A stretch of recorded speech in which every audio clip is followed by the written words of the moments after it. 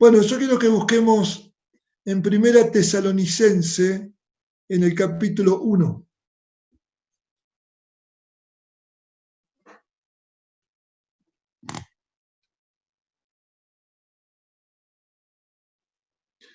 Vamos a leer desde el versículo 5 al versículo 10. Nos queda justo un minuto, hacemos tiempo a leer.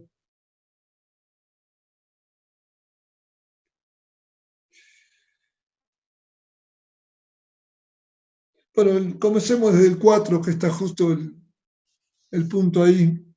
Porque conocemos, hermanos amados de Dios, vuestra elección. Pues nuestro evangelio no llegó a vosotros en palabras solamente,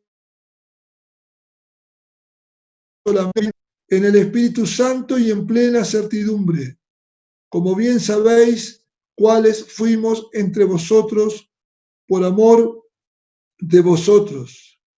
Y vosotros vinisteis a ser imitadores de nosotros y del Señor, recibiendo la palabra en medio de gran tribulación, con gozo del Espíritu.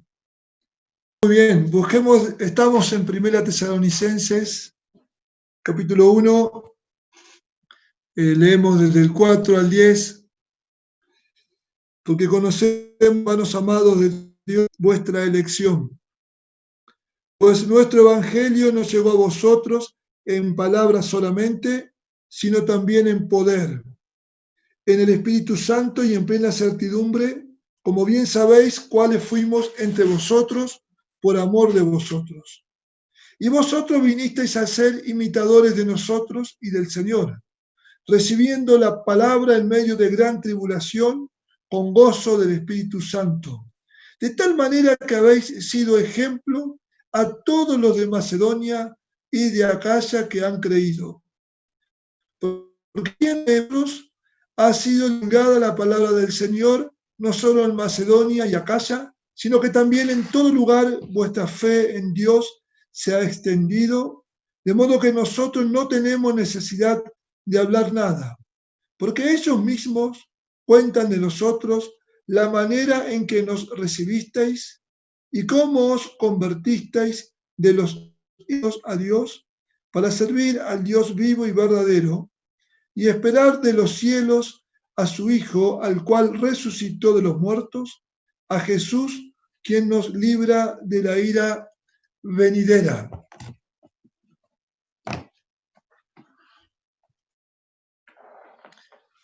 Leyendo algunos libros sobre cómo formar discípulos, bueno, encontramos este capítulo interesante.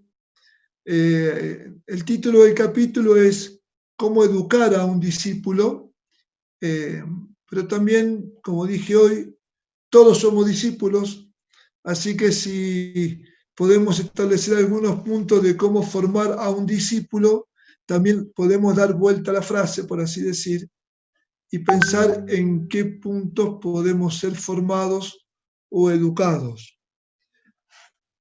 Y acá en estos versículos que leímos aparecen algunos de estos puntos o de algunas de estas características. Lo primero que vemos,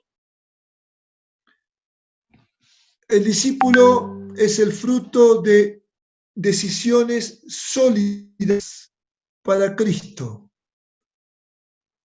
Sólidas decisiones para Cristo, decisiones firmes, fuertes. Dice,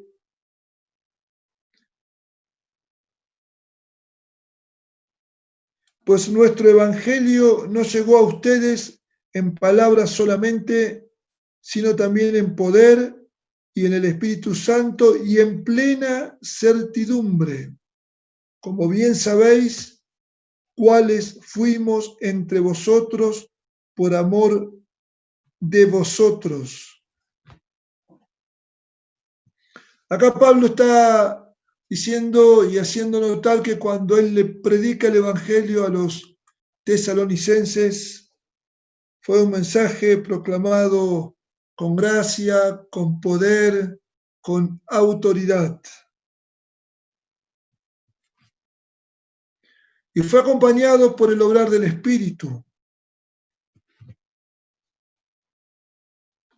Y el resultado es que las personas se convirtieron.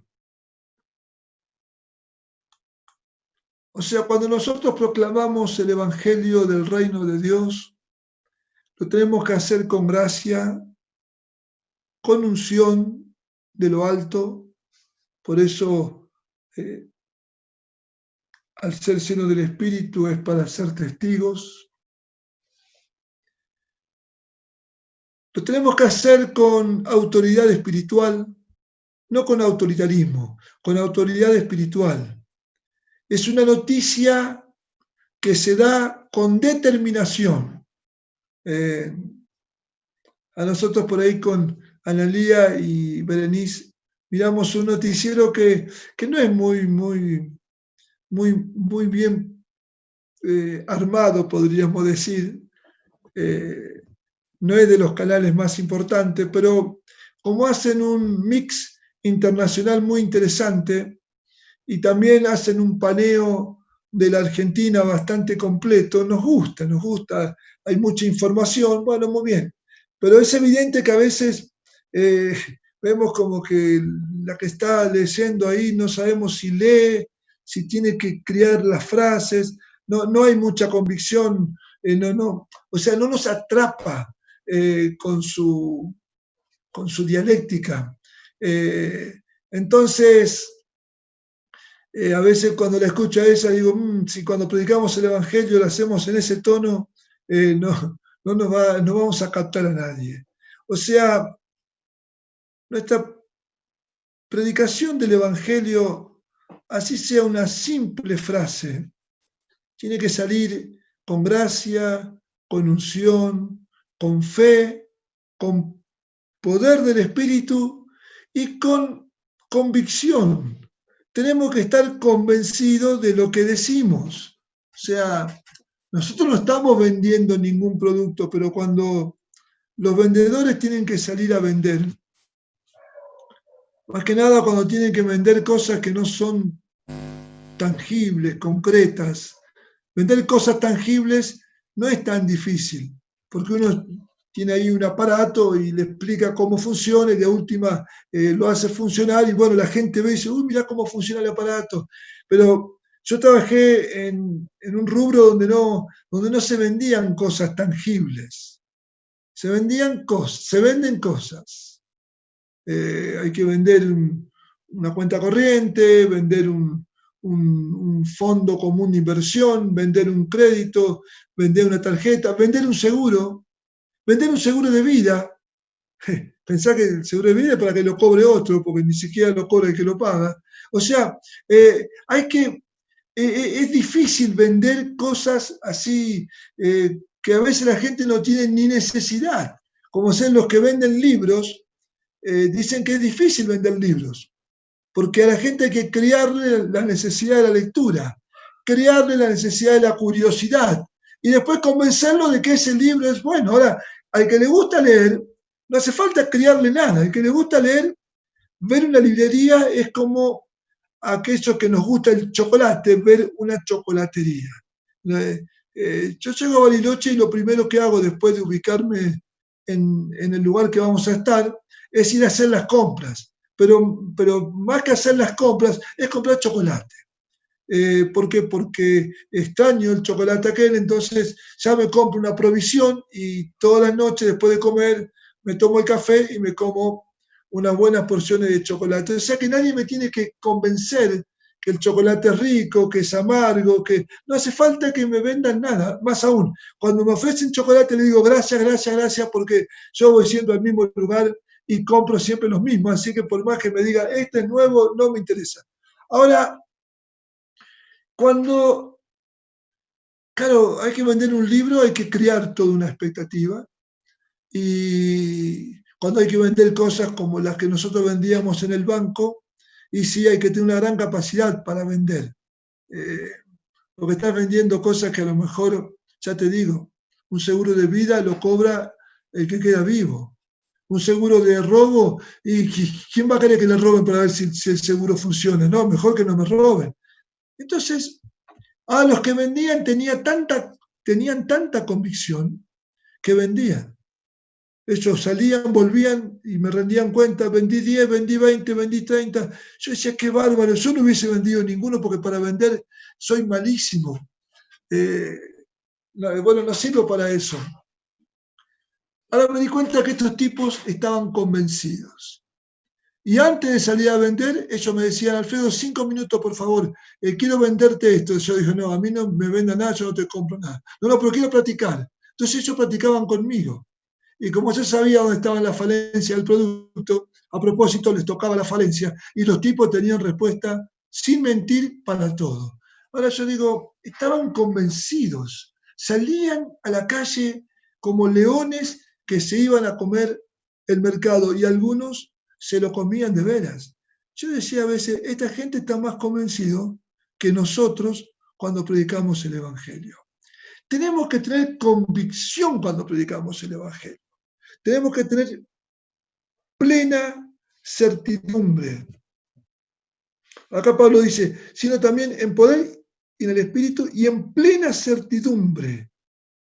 Como bien sabéis cuáles fuimos entre vosotros por amor de vosotros. Entonces, cuando la prédica sale en plena certidumbre, la gente se convierte con plena certidumbre. Después depende de la gente. Puede crecer, puede no crecer, puede retroceder. Eso nos entristece bastante, pero no depende de nosotros. Nuestro mensaje tiene que ser claro, absoluto, radical, y ahí hay una convicción. Entonces, si nosotros queremos educar bien a un discípulo o si queremos ser discípulos bien educados, tenemos que tomar decisiones firmes, decisiones sólidas. ¿Por qué decidiste esto? Porque esto dice la Biblia, porque esto dice Dios y esto me conviene. Y tu abuelita te puede llegar a decir, ay, querido, sí, mamá, sí, abuelita, era bonita, pero era mundanita. Y la mundanita no me conviene, mamá, abuelita. Entonces tomo decisión firme. Y la abuela va a insistir, ¿eh? Ay, pero nene, era tan bonita la chica. Sí, pero abuela no amaba al Señor. Y la abuela, porque la abuela insiste, si son inconversas, insisten porque no saben, pobrecita, ¿no? Y las tías también. Las tías dicen, ay, nena, ¿qué esperás para ponerte de novia? Mirá qué lindo muchacho ese. Tía, ese muchacho es mundano. Es mundano, tía, es mundano. Y la tía no sabe, porque la tía es inconversa. Bueno, pero si vos te convertiste con decisiones firmes, te vas a mantener firme delante de la abuela, delante de la tía y delante de quien sea. Ahora, si tus decisiones son medio flan, vas a flaquear enseguida. No somos flanes, somos rocas. Somos rocas, somos duros. El flan se mueve para todos lados. Las rocas sirven para edificar. Una roca arriba de la otra, arriba de la otra, arriba de la otra, formaban murallas y todavía están en pie. Entonces, nosotros somos partes de este edificio de Dios, de esta iglesia. Somos rocas firmes. Entonces, el primer punto es sólidas decisiones para Cristo. El segundo es la palabra discípulos. El versículo 6.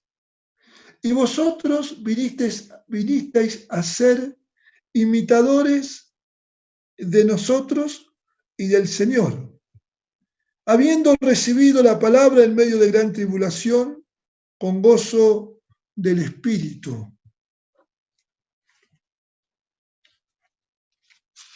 O sea, nosotros le predicamos el Evangelio a la gente, obviamente le presentamos la puerta, le hablamos del hecho de Cristo, ya lo saben de memoria, ¿no? Espero que no se hayan olvidado.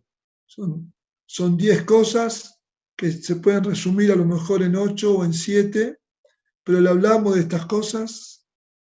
Las personas son choqueadas por el impacto de la palabra del Señor. Se despierta fe, la fe se moviliza y en obediencia ellos dicen, está bien, quiero que Jesucristo sea mi Señor. Aleluya. Me arrepiento de mis pecados, dejo la rebelión y voy a vivir como Él me manda.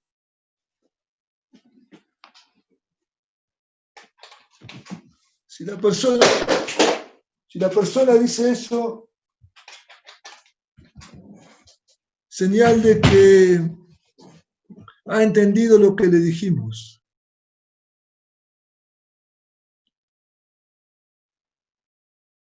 Nosotros después lo hacemos orar.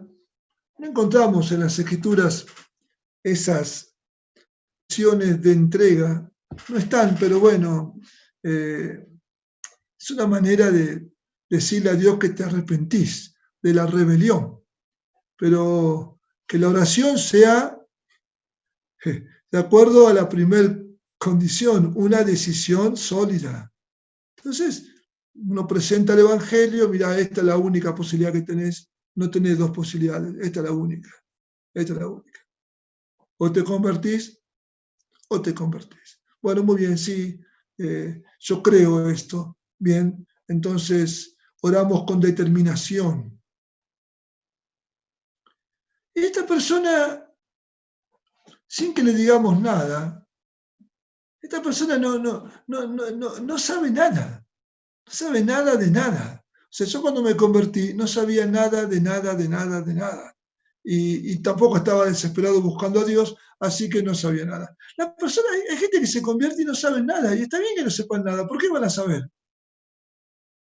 ¿Por qué me van a exigir que hable alemán si nunca estudié alemán? No sé alemán. No nací en Alemania, no tuve padres alemanes. ¿Por qué voy a hablar alemán? Tengo que estudiar para saber alemán. Y si voy a estudiar alemán y el profesor me reta porque no sé nada, le digo, pero no se enoje. Si yo vengo acá para aprender a hablar alemán. Así que por favor, téngame paciencia y explíqueme esas grandes palabras como flautas se dicen, porque la verdad que no entiendo por qué son tan largas y una palabra dice 5 cosas a la vez, qué sé yo, no sé nada.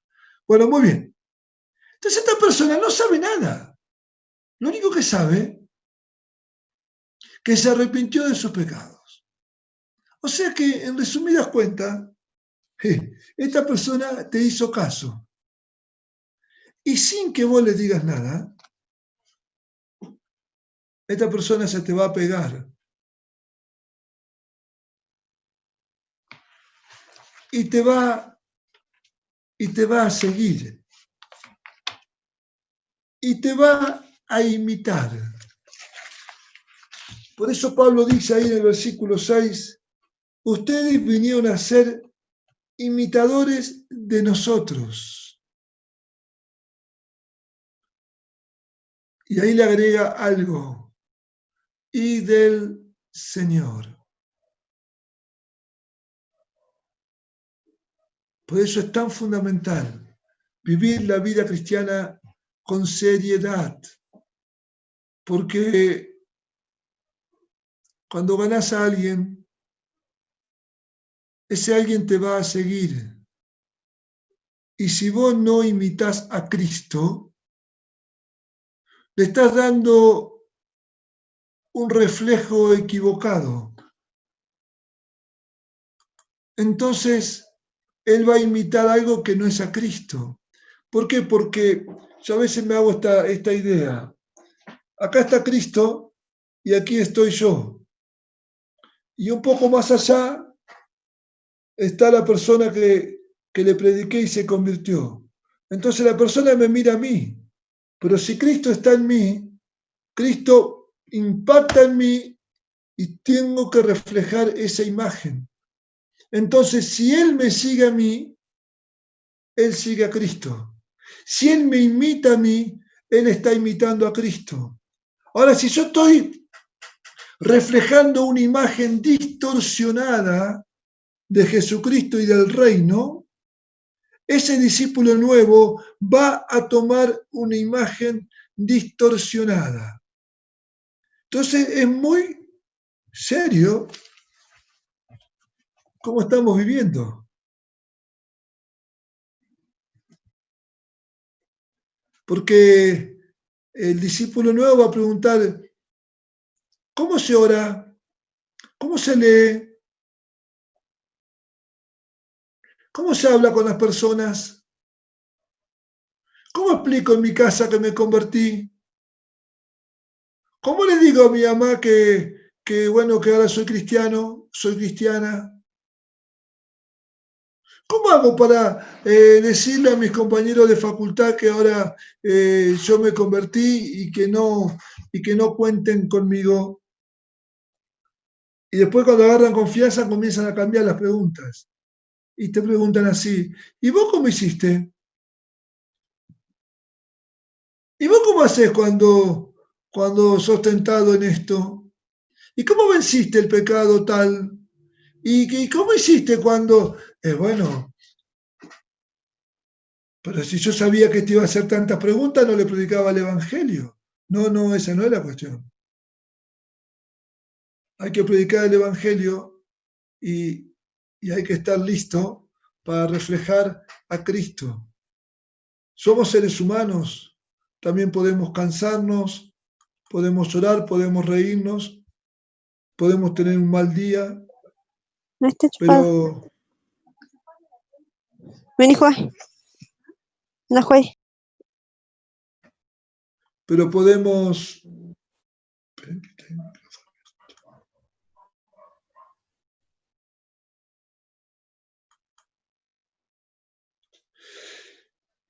Y dice Pablo, y vosotros vinisteis a ser imitadores de nosotros y del Señor.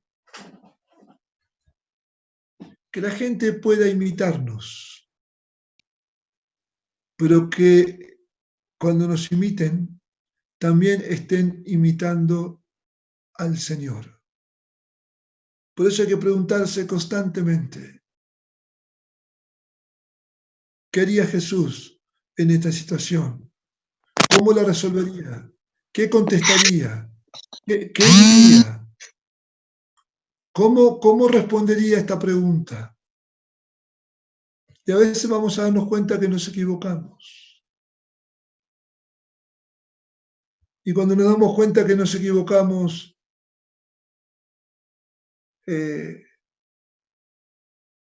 una angustia viene a nuestro corazón, porque decimos, nos equivocamos, no fuimos de buen ejemplo. Tenemos que ir a Dios y pedirle perdón. Entonces, primer punto, decisiones sólidas. Segundo, ser discípulo. Tercero, ejemplo.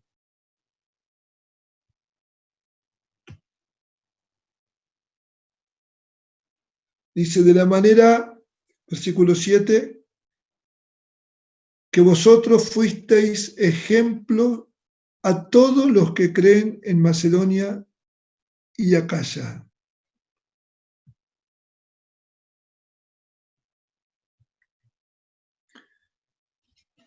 O sea, esta gente se convirtió. Esta gente no jugó a ser cristiano. Se convirtieron. Y Pablo dice que la predicación ahí fue en medio de tribulaciones. No era un ambiente tan propicio. Pero se convirtieron. Tomaron decisiones sólidas. Fueron discípulos, imitaron a sus discipuladores, por lo tanto imitaron a Cristo. Y se transformaron en ejemplo para los de Macedonia y Acaya. Eran otras regiones. Los tomaron como referencia. Qué bueno cuando con tu manera de ser, con tu manera de trabajar, con tu manera de discipular, con tu manera de liderar el grupo, con tu manera de formar a la gente, te toman como referencia. Y entre todos podemos formar una buena referencia. Agradecemos a Dios si alguien habla bien de los hermanos en Salta, pero no es por los pastores, no, es por la suma de todos, es por la suma de todos, es porque hay un testimonio que se fue elaborando individual y colectivamente, decisiones sólidas, discípulos, aprendices, imitadores de otros, imitadores de Cristo, ejemplos que se van replicando, entonces podemos ser buena referencia para otros. Y nosotros tomamos de otros referencia. Que nuestra vida sea ejemplo. El discípulo tiene que ser ejemplo. Hoy alguien preguntó las condiciones para ser discípulo y una de las condiciones es que se deje corregir, tener un espíritu corregible, ser obediente, esa es otra condición.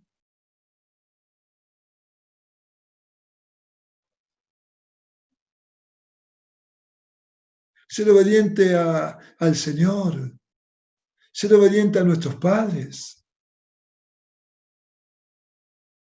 ser obediente a los hermanos.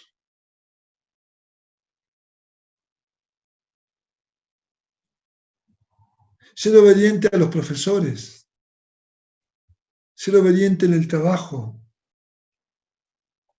ser obediente como ciudadano del país en que vivimos, aunque nuestros gobernantes sean injustos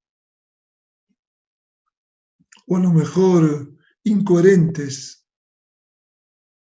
o a lo mejor no éticos, tenemos que ser obedientes, porque tenemos que ser ejemplo. Yo a los muchachos que están conmigo, ¿qué digo? Siempre, mira, un testimonio se escribe a lo largo de la vida. Así que, y tenemos que tener buen testimonio. Ahora, para tener un buen testimonio, hay que trabajar en Dios. Hay que someterse a la guía del Espíritu. Tenemos que ir a la cruz. Tenemos que morir. Tenemos que negarnos a nosotros mismos. Y hermanos, seamos sinceros, no nos gusta negarnos a nosotros mismos. Si a alguien le gusta negarse a sí mismo, bueno, bárbaro. Mirá, pero fantástico. Lo hacemos porque hemos aprendido que tenemos que hacerlo. Pero es raro que naturalmente uno se venga con... Uno puede tener otras actitudes naturales. Actitud de liderazgo, actitud de aprendizaje, actitud de ser ordenado, de ser desordenado. Pero la actitud de negarse no está. Es algo que viene por el trabajo del espíritu. Pero eso es ser discípulo. Ya se termina, che. Faltan 10 minutos, a ver si terminamos. Entonces vamos por el cuarto punto. Cuarto punto para educar a un discípulo y para ser educado como discípulo. Esta palabra tiene que meterse dentro nuestro. Reproducción. Anote, reproducción. Versículo 8. Dice Pablo, porque partiendo de ustedes ha sido divulgada la palabra del Señor, no solo en Macedonia, sino que también en todo lugar vuestra fe en Dios se ha extendido, de modo que nosotros no tenemos necesidad de hablar nada. ¡Qué preciosura de versículo!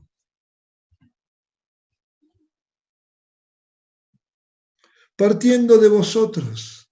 O sea, esta gente había aprendido de tal manera que ahora desde Tesalónica la palabra corría.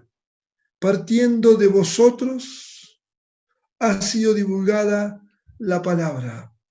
Hermano mío querido, partiendo de vos tiene que ser divulgada la palabra.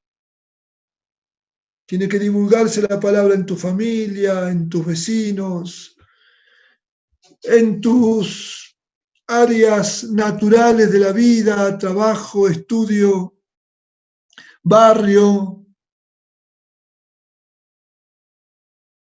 que está enfrente. Ahora estamos limitados. Estamos con esta pandemia y bueno, y con la cuarentena. El otro día un economista dijo algo interesante, me gusta escuchar a ese hombre, es un profesor de la Universidad de Buenos Aires, un hombre ya grande. Me gusta porque tiene la capacidad de explicar las cosas difíciles en un lenguaje fácil para alguien como yo, vulgar, pueda entenderlo. Entonces él dice, tenemos que diferenciar dos palabras. De la pandemia se ocupa Dios. Lo dijo un mundano. De la pandemia se ocupa Dios. De la cuarentena se ocupan los gobernantes. Excelente. La verdad que tenía ganas de bajarme del auto y aplaudirlo. De la pandemia se ocupa Dios. Dios sabe cuándo termina esta historia de la pandemia. Y Dios es el responsable también. Y de la cuarentena es responsabilidad de los gobernantes. Ahora nosotros estamos acá y padecemos la pandemia y la cuarentena. Bueno, tenemos que vivir este tiempo con alegría. Entonces, claro, muchos no podemos pensar en movilizarnos mucho porque no podemos tanto. Habíamos comenzado bien con las reuniones en los grupos pequeños y la verdad que a mí me había entrado un entusiasmo. Yo pensaba, digo, bueno, acá en 3 meses vamos a tener que poner una carpa en el patio de Ismael porque esto ya se está poniendo lindo, no vamos a entrar en el living. Bueno, ya mi cabeza había empezado a criar cosas. Claro, si en un mes nos duplicamos, veníamos bárbaros, che, y nos dicen no se pueden reunir y hay que ser obediente. Hay que ser obediente. Yo sé que algunos lo hacen, no digo nada. Hay congregaciones que se están reuniendo, pero no hay protocolo, no hay protocolo. Dios quiera que nadie se contagie, porque ¿cómo le explicamos a la gente? La gente del mundo lo hace fácil. ¿Cómo se contagió? No sé, me contagié. ¿Con quién estuvo? Qué sé yo con quién estuve, mire si me voy a acordar con todo lo que estuve. Pero nosotros no podemos mentir. No podemos mentir. Cuando nuestra hermana atendió a esta mujer que le dio positivo, al instante la llamaron por teléfono porque la mujer no mintió, dijo, no, mire, me atendió tal persona en tal lugar. Así que pobre Yani tuvo que guardar aislamiento y también el marido. Y el marido habló al trabajo y por favor le dijeron, ningún problema, tiene que guardar aislamiento. Recién habló un hermano de otra localidad que el domingo estuvo con nosotros en el grupo familiar. Ese hombre que estuvo de Río Tercero está aislado, él y toda la familia. ¿Por qué? Porque el proveedor del pan que vende pan, el proveedor dio positivo. Entonces le dijeron, adentro 5 días y vamos a esperar a ver qué pasa. Pobre, está aislado. Recién me escribió, dice Alfredo, acá estamos los 5 adentro por una semana a ver qué ocurre. Bueno, está bien, fue en el trabajo. Pero mirá si era en la reunión. Ellos tenían reuniones públicas generales porque eran zona blanca y ahora ya no son más zona blanca, pero gracias a Dios suspendió las reuniones antes de dejar de ser zona blanca. Ahora bien, pero esto es por un tiempo. Después que pase esto, reproducción. Hay que tener hijos. Hay que tener hijos. Yo cada vez que rompo un huevo para hacerme el huevo revuelto a la mañana con queso, lo miro y digo, si este huevo no hubiera sido roto y lo sometía a 30 días de calor, nacía un pollito, porque yo aprendí en el campo a mirar si el huevo tiene la galladura, o sea, que si es apto para tener cría, y sí, vos te das cuenta, algunos sí, otros no. Este que me comí ayer, este estaba apto, pero bueno, por el huevo terminó revuelto ahí. O sea, la reproducción tiene que estar metida acá. Cada vez que parto un melón en el verano, digo, Señor, te pasaste, porque el melón es rico. Pero un día me puse a contar cuántas semillas tenía un melón. No, me cansé, llegué a 100 y me cansé. Dije, miles, dije, ya está. Y después pensé, con una semilla nació una planta. De una planta nacieron 20 melones, pero cada melón contiene cientos de semillas. Reproducción, reproducción. Es impresionante. Una época criaba conejos, cuando era chiquito tenía conejos en el campo. ¿Cómo se multiplicaban, Dios mío? Era imposible, había que estar separando el masculino porque si no estaban constantemente en servicio las conejas.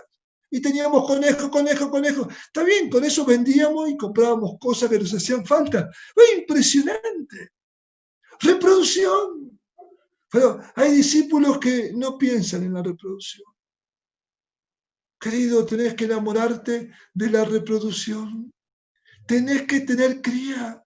Tenés que tener hijos espirituales.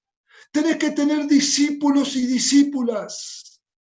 Siempre recuerdo una hermana, terminó una reunión, estábamos todavía en el salón de UTA, y me dice, Alfredo, hablemos un minuto. Sí, hermana.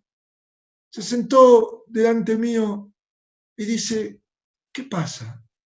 Me porto bien, oro, ayuno, predico, leo la Biblia. Alfredo, hago todo bien. Y no tengo discípulas. Lloraba.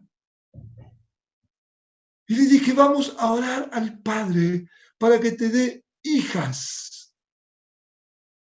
Y al poco tiempo comenzó a tener hijas. Y hoy tiene hijas. Porque el Padre quiere darte hijos. Pero algunos parecen que están en abstinencia de reproducción.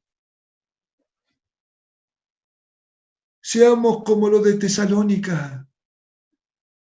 Dice Pablo, desde ustedes salió la palabra y llegó a Macedonia y a Acaya, sino que también en todo lugar vuestra fe en Dios se ha extendido, de modo que nosotros no tenemos necesidad de hablar nada. Lo dejaron sin trabajo a Pablo, porque dice, ustedes se multiplicaron. Hermano, dejemos sin trabajo al hermano que está al lado nuestro, porque nos multiplicamos. Quiere ganar gente, que se vaya a otro lugar, porque acá ya se los quitamos a todos. Dedicación.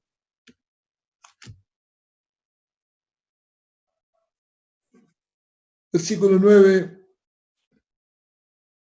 Porque ellos mismos cuentan de nosotros la manera en que nos recibisteis y cómo os convertisteis de los ídolos a Dios,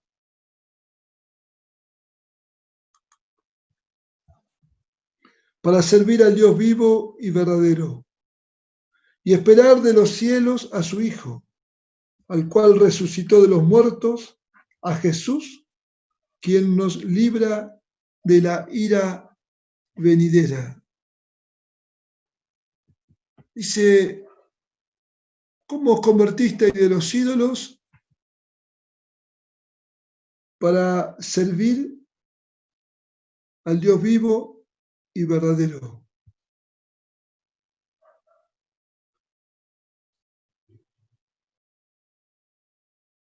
Y acá podemos anotar algunas cositas.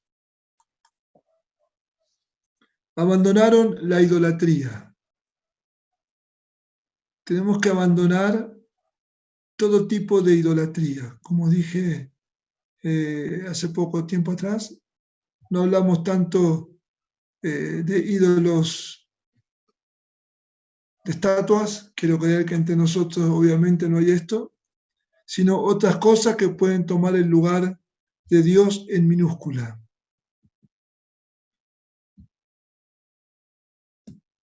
No tenemos que tener idolatrías por personajes destacados. Algunos tienen de ídolo su propio cuerpo, equipos de fútbol. Espero que ya entre nosotros no haya el tema de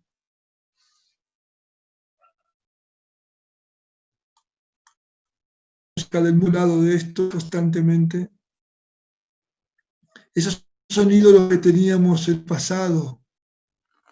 Tenemos que dejarlos. Claro que tenemos que vestirnos bien, pero que la moda no sea tu ídola o tu ídolo. Si no me llama la atención ese título de una película que el diablo viste a la moda, y puede ser. Nuestros cuerpos tienen que estar vestidos para Dios, de una forma honrosa, de una forma linda, bella, santa. Qué lindo que es ser cristiano, porque los cristianos somos lindos de adentro para afuera. Entonces todos somos lindos, porque adentro está la hermosura y la santidad hermosea el rostro. Abandonar a los ídolos. Otra cosa que anotamos de estos dos versículos sale todo esto, ¿no? Un retorno al verdadero Dios. Volvemos al Dios verdadero, que en algún momento lo habíamos dejado o nunca lo habíamos encontrado, pero como nos predicaron el Evangelio del Reino y nos decidimos, tomamos decisiones firmes, nos transformamos en discípulos, imitamos a los que nos están guiando y si nos están guiando bien, imitamos a Cristo.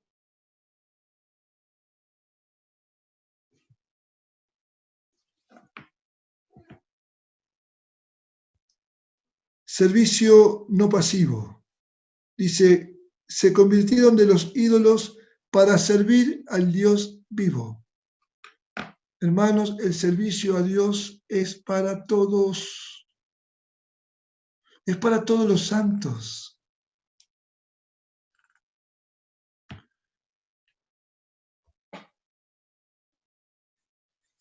Los grupos que no entienden y dicen que el salón es la iglesia, están apurados para abrir el salón, porque si no dice que los hermanos no tienen nada que hacer. Claro, porque para ellos el trabajo es atender el salón, y ese no es el trabajo. El trabajo es atender a los hermanos. El trabajo es atender a los inconversos. El trabajo es predicar el Evangelio y hacer discípulos. Ese es el servicio de los santos.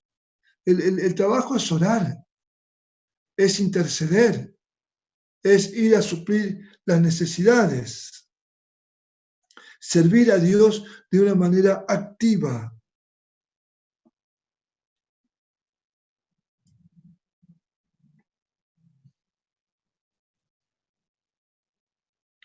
Dice, para servir al Dios vivo y verdadero. Y el 10 dice, esperar de los cielos a su Hijo, al cual resucitó de los muertos, a Jesús, quien nos libra de la ira venidera. Hay una posesión de fe y hay una expectativa en la gloriosa vuelta de Jesucristo.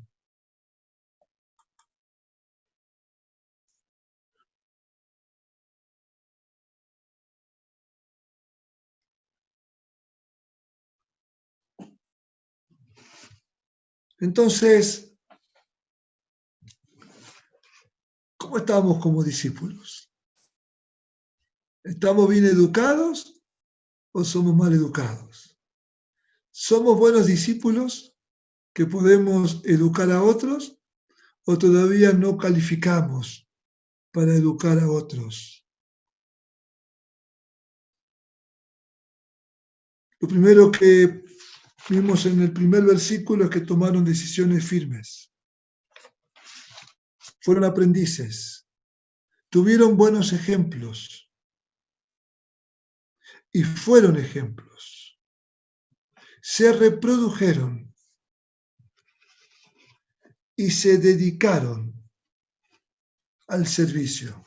Dejaron los ídolos, dejaron la vida del mundo y se dedicaron a Dios.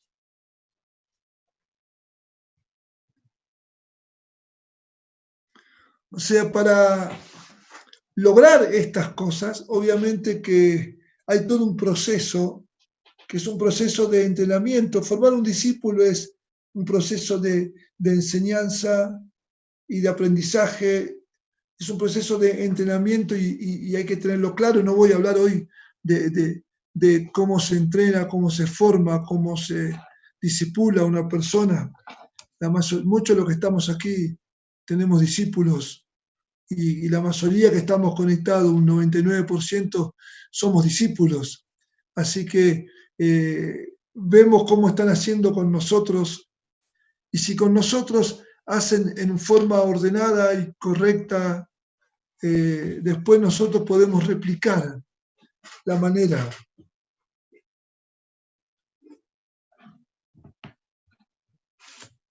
Tenemos que ser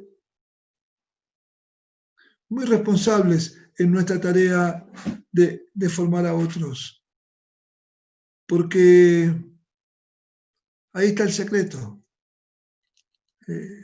Ya quedó comprobado con esto de la cuarentena. Si dicen no se puede reunir, no se puede. No se puede viajar, no se puede. Y por eso una exageración. Yo escucho todas las opiniones y no discuto ninguna, pero no se puede.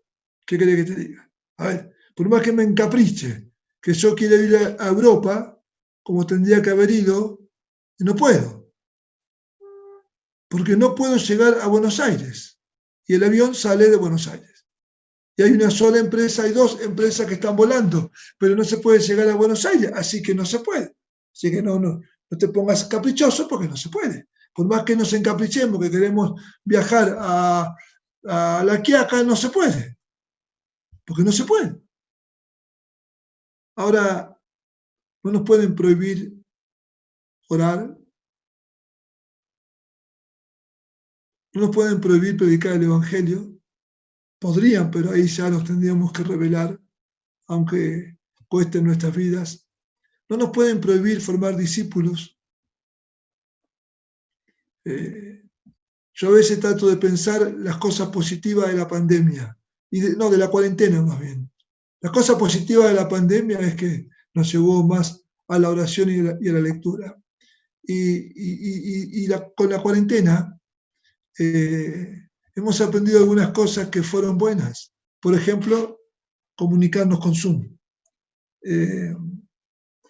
Esto es fantástico porque en mi próximo viaje, cuando yo me ausente 45, 50 días o 2 o 3 meses, cuando viaje de vuelta a Europa, ya está, ya lo tengo totalmente de serio. Total, el que me voy a sacrificar soy yo, porque a esta hora voy a estar despierto y ya van a ser las 3 de la mañana, no importa. Pero listo, no se van a librar de mí. ¿Por qué? Porque con la pandemia a la gente se le fue el miedo de utilizar Internet. Yo antes a algunos les decía, hermano, vamos a conectarnos por Skype. No me hables de eso, que es complicadísimo, no lo entiendo, que después te sacan los datos, cualquier cosa te decía. Bueno, listo. Ahora, viste, como no quedó otra, ahora todo el mundo maneja Skype, maneja Zoom, maneja otra aplicación. El otro día me invitaban de un grupo y me dijeron, pero nosotros no usamos Zoom, usamos la aplicación de Google. Todo el mundo aprendió. Todo el mundo aprendió, se conecta, se desconecta, se apaga el micrófono, pone el micrófono, comparte pantalla, saca la pantalla, pone esto, pone lo otro. Mirá, son expertos, graban, no graban, replican el canal. Ya, aprendieron todo. Esa es la parte positiva. ¿Viste? Aprendieron todo. Y nos dimos cuenta que hay un montón de cosas que se pueden viajar tanto. Sí, hasta un poco de dinero. Entonces, ahora cuando vuelva a viajar, bueno, no digo toda la semana, pero cada 15 días me puedo comunicar con mi grupo familiar. O me puedo comunicar con todos ustedes. O me puedo comunicar con toda la congregación. ¿Qué problema hay? Sí se puede. El único tema es el horario. Pero bueno, alguien tendría que pagar las consecuencias. Alguien duerme menos o se acuesta más tarde. Pero se puede. ¿Ves? Hay cosas que fueron positivas. Ahora, por nuestra manera de funcionar, hemos entendido que la reproducción es responsabilidad de cada uno de nosotros. Nos seguimos reproduciendo, aunque las condiciones tal vez no sean humanamente favorables. Yo me crié en el campo, ¿sabes qué? Y me di cuenta de una cosa, que por más que lloviera, la vaca quedaba servida y a los 9 meses daba luz. Por más que lloviera, podía llover, podía hacer frío, podía caer piedra, pero inexorablemente, una vez al año, había un ternero nuevo. Se reproducía igual. La única manera de no reproducirse era que se enfermaran, que le agarre una peste, que se mueran, que se enfermen. Es lo único que para la reproducción, la enfermedad. Lo único que para la reproducción espiritual es el pecado, porque el pecado nos enferma. El pecado nos hiere. El pecado nos saca de competencia. Toda clase de pecado. No piensen solamente en los pecados sexuales. La avaricia, por ejemplo. El afán, la ansiedad, la desobediencia. O sea, nos saca de competencia. Y ahí dejamos de dar a luz. Porque estamos ocupados en otras cosas. Se me fue la palabra. No quiero decir la vagancia. ¿Cómo es cuando uno está ocioso? Bueno, eso, cuando uno está ocioso. Cuando es medio vaguito, te saca de competencia.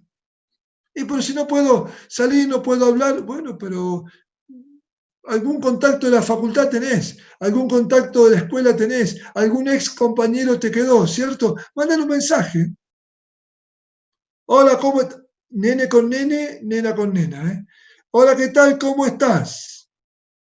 ¿Y cómo querés que esté? 150 días encerrado. Yo estoy libre. Mira, y ahí empieza la conversación.